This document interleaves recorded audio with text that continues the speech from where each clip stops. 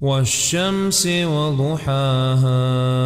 والقمر إذا تلاها والنهار إذا جلاها والليل إذا يغشاها والسماء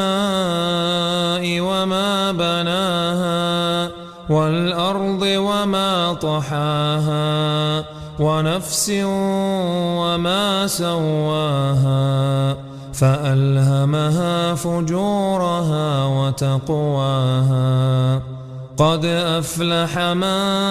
زكاها وقد خاب من دساها كذبت ثمود بطغواها إذ انبعث أشقاها فقال لهم رسول الله ناقة الله وسقياها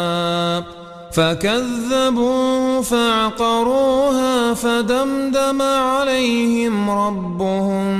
بذنبهم فسواها ولا يخاف عقباها.